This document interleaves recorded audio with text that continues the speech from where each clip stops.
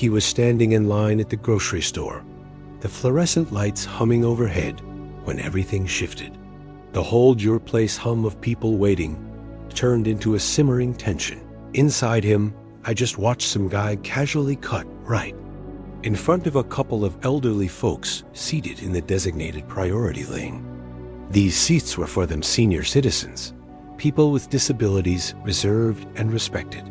He slid past without hesitation, utterly dismissive. He leaned forward, crossed the thin yellow line of fairness, and in his smug tone said, "I don't see them standing in line, though." There it was, the arrogance, the entitlement, the casual disregard. The old folks shifted uncomfortably in their seats, eyes down, voices low. They looked like they wanted to speak up, but didn't want to stir trouble. He turned back, paid, and left, but left behind a charged silence in his wake, a tension that pulsed through the queue. He could feel the heat at the back of his neck, adrenaline creeping in, tension coiling in his chest like a clenched fist. He thought, sometimes justice doesn't have to roar. It can whisper in the ear of the arrogant and make them feel the cost of crossing a line. He moved to the next aisle, tried to calm down, breathe. It's not worth it. But his gaze kept drawn back to that guy's cart, and something in it caught his eye. A single can of butane, the kind you use for camping stoves. Hot coffee in the wilderness. Marshmallows melting by the fire. And that moment, a plan sparked in his mind. He wasn't going to yell. He wasn't going to confront him.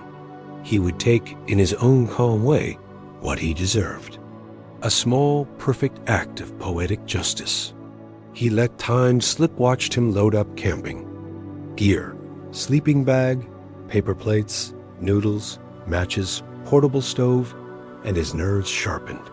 He decided he would make him boil his own hot morning coffee from a store-bought sacrifice.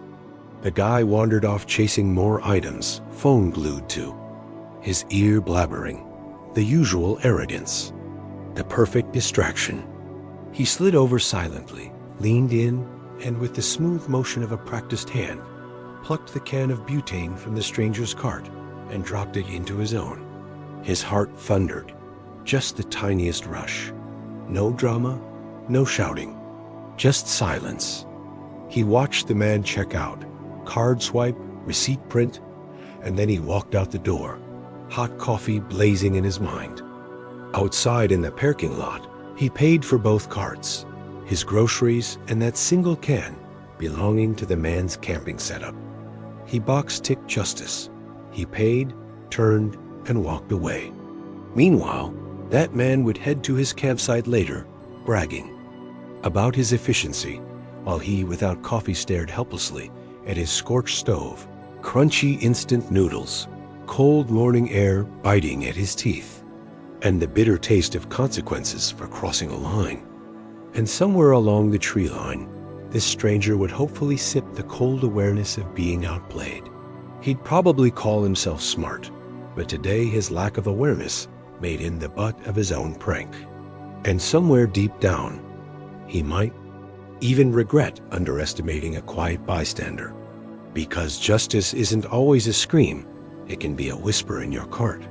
He could see it in his mind. The man leaning in with burning anticipation for hot food, then the fizzle of nothing. No gas in the tank, no heat, no coffee. Just the crunch of regret and the echo of a small stolen moment in a grocery store fueling. An unexpected lesson. That night, he chuckled by his coffee at home. He didn't brag. He didn't tell friends. But he savored a calm victory. A neat, legal, silent moment of karmic balance. In his bed, he replayed the scene. Not with violence, but with satisfaction. People might say, petty revenge lacks depth, but they forget the sweetness in a quiet solution. The complete absence of confrontation. No hate, no drama. Just paying for someone else's disrespect and letting them stew in the emptiness of their own arrogance. He imagined them stirring cold oatmeal, packing up their gear, muttering, "Where did the gas go?" The grocery store scene would echo in their mind, the memory of small eyes glaring at them across the aisle. And for a moment, that was enough. He paid the price for their disrespect. And in his silence, he got his message across. Justice served. Because sometimes, the right revenge isn't served with vengeance. It's served with common sense, good moral ground, and a pocket full of butane.ng, ENC,